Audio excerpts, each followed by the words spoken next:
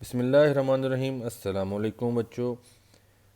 पिछले लेक्चर में हम प्राइमरी प्रोडक्टिविटी मेजर करने के दो मेथड पढ़ रहे थे, जिसमें एक था रेट ऑफ फोटोसिंथेसिस और दूसरा था रेट ऑफ बायोमास अकोमोलेशन। उसमें हमने जो रेट ऑफ फोटोसिंथेसिस है वो हमने एक्वेटिक इकोसिस्टम में देखा था कि हम कैसे मेजर कर सकते हैं। उसमें हमने ये देखा था कि अगर हम फोटोसिंथेसिस का रेट मेजर कर लें तो हम जीपीपी यानी कि ग्रास प्राइमरी प्रोडक्टिविटी मेजर कर रहे होते हैं, और अगर साथ में हम रेस्पिरेशन भी मेजर कर लें तो हम वहाँ से एनपीपी भी कैलकुलेट कर सकते हैं। अब हम आते हैं इस लेक्चर में टेरेस्ट्रियल इकोसिस्टम यानी कि लैंड इकोसिस्टम, यानी कि खुश्की के जो इकोसिस्टम्स हैं वहाँ पे हम अगर हम प्राइमरी प्रोडक्टिविटी मेजर करने में इंटरेस्टेड हों तो हम जो रेट ऑफ बायोमास अकोमोलेशन है उसके ज़रिए हम एनपीपी मेजर कर सकते हैं। अब ये जब हम बायोमास अकोमोलेशन मेजर कर रहे होंगे तो हम एनपीपी यानी कि नेट प्राइमरी प्रोडक्टिविटी मेजर कर रहे होंगे, ना कि जीपीपी, क्योंकि जो बायोमास हमें नज़र आएगा जो बायोमास हम मेजर करेंगे उसमें से ऑलरेडी रेस्पिरेशन माइनस हो चुकी होगी, क्योंकि प्लांट्स ऑलरेडी आपको जो फूड वो प्रोड्यूस करेंगे फोटोसिंथेसिस के ज़रिए उसका वो कुछ हिस्सा जो है वो अपनी रेस्पिरेशन में कंज्यूम कर चुके होंगे। इसलिए जो बायोमास हम मेजर करेंगे वो एनपीपी होगी। प्रोडक्शन जो है उसकी मेजर करने का जो सिंपल सा एक मेथड है कि rate of new biomass formation per unit area per unit time, यानी कि एक ख़ास एरिया से, for example 1 square metre area से एक साल में कितना बायोमास प्रोड्यूस हुआ तो हम मेजर कर रहे होंगे प्रोडक्शन रेट। इसमें एक और टर्मिनोलॉजी है वो है स्टैंडिंग क्रॉप। थोड़ा सा प्रोडक्शन रेट से इसका डिफरेंस है, वो है कि स्टैंडिंग क्रॉप हम उस मेजरमेंट को कहेंगे कि अगर हम किसी एक ख़ास टाइम पे जो भी बायोमास टोटल बायोमास होगा उसको अगर हम मेजर करें तो वो हमारी स्टैंडिंग क्रॉप होगी। प्रोडक्शन रेट जो है वो जैसे कि मैंने आपको बताया कि ग्राम per square metre per year, अब ये किलोग्राम पर स्क्वायर मीटर पर ईयर या किलोग्राम या ग्राम पर स्क्वायर मीटर, सॉरी, ये पर डे भी हो सकता है, पर मंथ भी हो सकता है। अब क्योंकि ऑर्गेनिक मैटर इक्विवेलेंट है एनर्जी के, तो इसको हम कैलोरीज की फॉर्म में भी शो कर सकते हैं। जैसे आपने एक रोटी खाई तो वो कितनी कैलोरीज आपने कंज्यूम की, इसी तरह जो बायोमास प्रोड्यूस हो रहा है उसको हम उसके इक्विवेलेंट जो एनर्जी के यूनिट्स हैं कैलोरीज या किलो कैलोरीज, उसके ज़रिए भी हम उसको शो कर सकते हैं। जबकि जो स्टैंडिंग क्रॉप है वो क्योंकि उसमें टाइम का फैक्टर माइनस हो जाता है तो उसको हम ग्राम पर स्क्वायर मीटर या कैलोरीज पर स्क्वायर मीटर या kilo calories per square metre के हिसाब से हम मेजर कर सकते हैं। ये दोनों टर्मिनोलॉजी जो हैं इनको अब मैं एक एग्जांपल के ज़रिए आपको मज़ीद उसको समझाने की कोशिश करता हूँ। फॉर एग्ज़ाम्पल एक फार्मर जो है वो इंटरेस्टेड है कि वो मेज़ की क्रॉप से साइलेज बनाए, तो वो 1 एकड़ मेज़ लगाता है, 8-10 किलोग्राम सीड इस्तेमाल करेगा। तो अब वो ये देखना चाहता है कि उसकी जो फसल है वो कितनी स्पीड से ग्रो कर रही है, उसका प्रोडक्शन रेट क्या है। फॉर एग्ज़ाम्पल 30 दिन गुजरने के बाद 1 माह की जब फसल हो जाती है तो ये देखना चाहता है कि इस टाइम उसकी स्टैंडिंग क्रॉप क्या है और उस टाइम उस क्रॉप का प्रोडक्शन रेट क्या है। तो वो क्या करेगा कि 30वें दिन वो अपनी, अब पूरा एकड़ तो वो काटेगा नहीं क्योंकि उससे तो सारा वो फसल ही ख़त्म हो जाएगी। अब उसने तो 4-5 माह के लिए फसल चलानी है, तो वो क्या करेगा कि वो 1 स्क्वायर मीटर एरिया के 2 से 3 सैंपल ले लेगा। ठीक है, वो हर सैंपल में 1 स्क्वायर मीटर एरिया से वो जितने भी मेज़ के प्लांट होंगे उनको काटेगा, और उसके बाद उनको मॉइस्चर की वेरिएशन ख़त्म करने के लिए उनको जो सन में ड्राई करेगा, और फिर उनका बायोमास जो है, ड्राई बायोमास जो है वो उसका वज़न कर लेगा। बाकी 2-3 सैंपल का भी इसी तरह मेजर करने के बाद वो तीनों की एवरेज लेगा।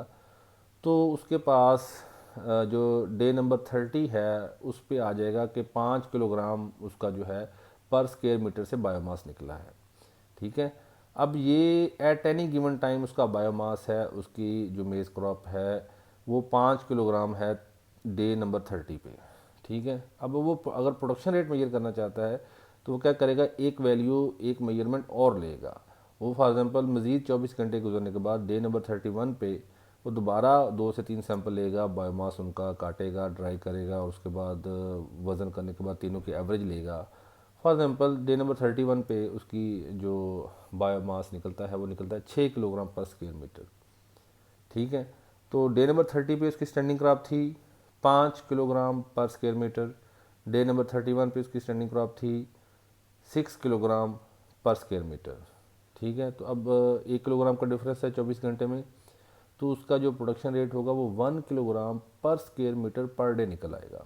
यानी कि एक दिन में 1 स्क्वायर मीटर के एरिया में 1 किलोग्राम वज़न में इजाफा होता है। ठीक है, अब ये तो पर स्क्वायर मीटर एरिया का है। अगर वो पूरे एकड़ का मेजर करना चाहता है तो नॉर्मली एक एकड़ में तकरीबन 4000 स्क्वायर मीटर होते हैं। अगर वो 5 को 4000 से मल्टीप्लाई करेगा तो 20 टन या 20,000 किलोग्राम पर एकड़ आ जाएगा। ठीक है, तो यहाँ से वो अगर उसने प्रोडक्शन रेट मेजर करना है पूरे एकड़ का तो वो उसका हो जाएगा 4000, क्योंकि 4000 किलोमीटर है, सॉरी 4000 जो है स्क्वायर मीटर हैं, 1 kg पर डे उसका प्रोडक्शन रेट है। ठीक है, तो वो वहाँ से उसका निकल आएगा 4000 किलोग्राम पर स्क्वायर मीटर, सॉरी पर एकड़ पर डे। ठीक है, होपफुली आपको इजीली जो है प्रोडक्शन रेट और स्टैंडिंग क्रॉप की समझ आ गई होगी। इसको आप फॉरेस्ट इकोसिस्टम में भी इस मिसाल को आप मेजर कर सकते हैं कि इसमें फॉर एग्जांपल एक जो एग्रो फॉरेस्टर है, फार्मर है, वो फॉरेस्ट्री करना चाहता है तो उसमें वो कीकर या शीशम की जो है वो क्रॉप लगाता है। अब अगर तो उसका पर्पस जो है शॉर्ट टर्म है, यानी कि उससे वो कोयला वगैरह या लकड़ी वगैरह बनाना चाहता है जो जलाने के लिए इस्तेमाल होती है, तो उसका इंटरेस्ट होगा कि स्टैंडिंग क्रॉप उसकी कितनी है एट ए टाइम, कब इतनी स्टैंडिंग क्रॉप हो जाए कि वो उसको वो बेच सके। ठीक है, लेकिन अगर उसका पर्पस जो है लॉन्ग टर्म है कि वो वुड जो फर्नीचर के लिए इस्तेमाल होती है लकड़ी बनाना चाहता है, तो अब डेफिनेटली जो वुड के लिए लकड़ी तैयार होगी उसके लिए तो उसको वो अपनी फसल जो है वो 4 से 5 साल तक खड़ी करनी पड़ेगी। ठीक है, तब उसका इंटरेस्ट होगा कि रेट ऑफ प्रोडक्शन कितना है, कितनी स्पीड से वो लकड़ी जो है वो ग्रो हो रही है। अच्छा जी, एक नेक्स्ट इसी में से हम एक और टर्म जो है उसको हम कहते हैं टर्नओवर। ठीक है, अगर हम स्टैंडिंग क्रॉप को प्रोडक्शन से डिवाइड करें तो हमारे पास आ जाएगा टर्नओवर। अब यहाँ पे आप देख रहे हैं कि स्टैंडिंग क्रॉप और प्रोडक्शन जो है अगर हम उसके यूनिट को यहाँ पे डिवाइड करें तो वो ग्राम पर स्क्वायर मीटर ओवर ग्राम per square metre per year, तो हमारे पास जो यूनिट आ जाता है 1/1/ईयर, तो यानी कि ईयर।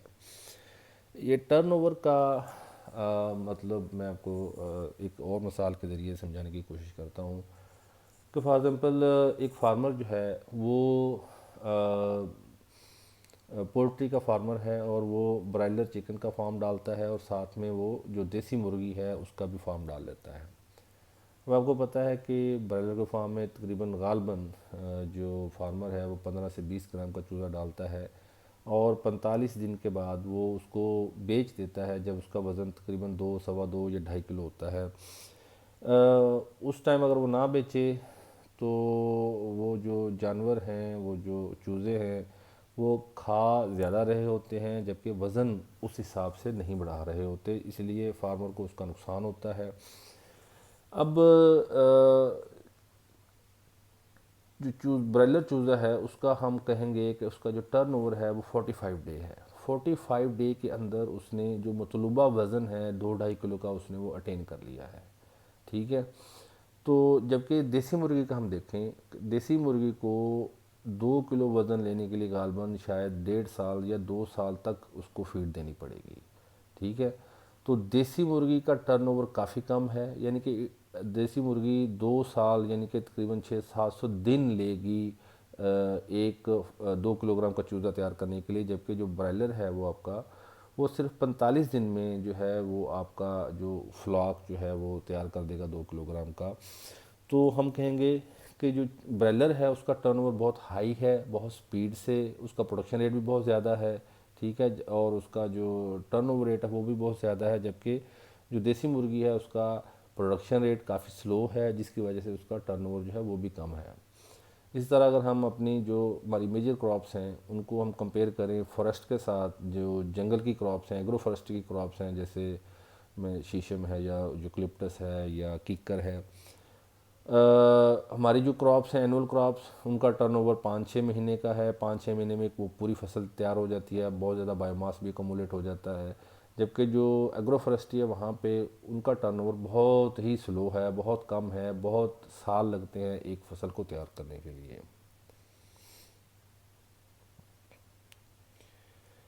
अच्छा जी, नेक्स्ट हम देखते हैं कि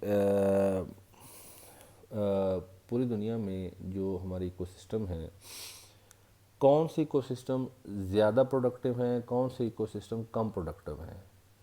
यानी कि जितने भी एक्वेटिक इकोसिस्टम हैं या टेरेस्ट्रियल इकोसिस्टम हैं, उनमें प्रोडक्शन रेट कितना है और टोटल जो प्राइमरी प्रोडक्टिविटी है वो कितनी है। तो इस ग्राफ में आप देखें कि सबसे ऊपर है एस्टुअरीज़। ये एस्टुअरीज़ वो इकोसिस्टम होते हैं जैसे जो दरिया जब समंदर में गिरते हैं तो उस जगह पे छोटे छोटे तालाब बन जाते हैं जिनको हम एस्टुअरीज़ बोलते हैं। जैसे कराची में जहाँ पे दरिया सिंध गिरता है समंदर में, तो वहाँ पे थोड़ा सा जो कह लें कि एक छोटे छोटे तालाब बन जाते हैं जहाँ पे मैंग्रोव्स के प्लांट्स उगते हैं, तो उनको हम कहते हैं ये एस्टुअरीज़ हैं। अब एस्टुअरीज़ क्योंकि वो बहुत एक किस्म की फर्टाइल एरिया होता है, तो वहाँ पे बहुत ज़्यादा बायोमास प्रोड्यूस होता है। तो एनपीपी के हिसाब से यानी कि प्रोडक्टिविटी पर यूनिट एरिया के हिसाब से एस्टुअरीज, स्वाम्प्स, मार्शल्स, वो इलाके जो दलदली इलाके होते हैं या ट्रॉपिकल रेन फॉरेस्ट हैं, अब इन जो 3 इकोसिस्टम्स हैं इनका जो एनपीपी रेट है वो बहुत ज़्यादा हाई है। इस तरह नेक्स्ट हैं टेम्परेट फॉरेस्ट हैं या सवानाज हैं या नॉर्दर्न कॉनिफरस फॉरेस्ट हैं। यहाँ पे आप देखें कि एग्रीकल्चर लैंड जो है वो मिडिल में करके है, यानी कि एग्रीकल्चर लैंड से भी ज़्यादा प्रोडक्शन रेट है जो ऊपर वाले इकोसिस्टम्स हैं। बिल्कुल बॉटम में आप देखें तो यहाँ पे टंड्रा यानी कि वो जो ग्लेशियर के एरियाज़ हैं जहाँ पे बहुत ज़्यादा बर्फ़ है, उनसे भी नीचे हैं ओपन ओशियंस, यानी कि समंदर में जो एनपीपी रेट है प्रोडक्शन पर यूनिट एरिया के हिसाब से वो काफ़ी लो है। इस तरह जो डेजर्ट्स और एक्सट्रीम डेजर्ट्स हैं वहाँ पे क्योंकि पानी भी नहीं होता, वहाँ पे टेम्परेचर बहुत ज़्यादा हाई होता है जिसकी वजह से जो नेट प्राइमरी प्रोडक्टिविटी है वहाँ पे काफ़ी लो होती है। ये तो है प्रोडक्टिविटी पर यूनिट एरिया और पर यूनिट टाइम। ठीक है, एक साल में एक स्क्वायर मीटर एरिया में कितने किलो कैलोरीज जो हैं वो प्रोड्यूस होते हैं। जब हम टोटल किसी भी इकोसिस्टम की टोटल प्राइमरी प्रोडक्टिविटी कितनी है वो अगर हमने मेजर करनी हो, तो इस प्रोडक्शन रेट को अगर हम उस इकोसिस्टम के जो टोटल एरिया है उससे मल्टीप्लाई कर दें तो हमारे पास टोटल प्राइमरी प्रोडक्टिविटी आ जाएगी एक साल की। जैसे इस ग्राफ में आपको टोटल प्राइमरी प्रोडक्टिविटी दिखाई गई है ग्लोबली, जो जिसका यूनिट है billion kilo calorie per year. अब यहाँ पे आप देखें, वहाँ पे पिछले ग्राफ में आप देखें कि ओपन ओशियंस जो हैं उनका जो production rate per unit square metre और पर ईयर है वो काफ़ी लो है। जबकि यहाँ पे आप देखें तो ओशियंस जो हैं उनकी जो टोटल प्रोडक्टिविटी है वो सबसे ज़्यादा हाई है। उसकी सिंपल रीज़न ये है कि अगरचे ओशियंस की जो एनपीपी रेट है वो काफ़ी लो है, लेकिन उनका क्योंकि एरिया बहुत ज़्यादा है, तकरीबन जो हमारी कोरास का 70% एरिया है वो ओशियन से घिरा हुआ है, जिसकी वजह से जो टोटल प्राइमरी प्रोडक्टिविटी है वो सबसे ज़्यादा हो जाती है तमाम इकोसिस्टम से। यहाँ पे भी फिर नेक्स्ट फॉरेस्ट हैं, सवानाज हैं। सवानाज हम उन इकोसिस्टम को कहते हैं जो जहाँ पे वुड और ग्रासलैंड मिक्स किस्म का इकोसिस्टम होता है। यहाँ पे आप देखें कि एग्रीकल्चर लैंड जो है वो यहाँ पे फिर मिडिल में करके है। अब जो टोटल लैंड एरिया है उसमें भी एग्रीकल्चर लैंड बहुत थोड़ी है, लेकिन क्योंकि एग्रीकल्चर लैंड की प्रोडक्टिविटी रेट हाई है तो इसलिए यहाँ पे एग्रीकल्चर लैंड जो है वो फिर मिडिल में आ जाती हैं। जबकि एंड पे देखें तो फिर वही टंड्रा और एक्सट्रीम डेजर्ट्स और डेजर्ट शरब्स हैं वो फिर एंड पे आ जाते हैं, क्योंकि डेजर्ट्स जो हैं अगरचे बहुत सारे डेजर्ट्स जो हैं वो बहुत ज़्यादा एरिया उनका बहुत थाउजेंड्स ऑफ किलोमीटर्स में भी कुछ डेजर्ट्स हैं, लेकिन क्योंकि यहाँ की प्रोडक्टिविटी बहुत लो है, चाहे एरिया बहुत बड़ा है, ठीक है, लेकिन डेफिनेटली एशियन से तो ज़्यादा बड़ा नहीं है, इसलिए यहाँ पे जो टोटल प्रोडक्टिविटी है वो सबसे जो है वो कम होती है। अब यहाँ पे आप ये इकोसिस्टम देख रहे हैं कि किसी इकोसिस्टम की एक तो प्रोडक्शन रेट जैसे डेजर्ट्स हैं बहुत कम है, कुछ का बहुत ज़्यादा है। इनमें डिफरेंसेस क्या हैं, आखिर कौन सी वजह है, किस वजह से किसी को सिस्टम का प्रोडक्टिविटी रेट बहुत ज़्यादा है और किसी का बहुत कम है।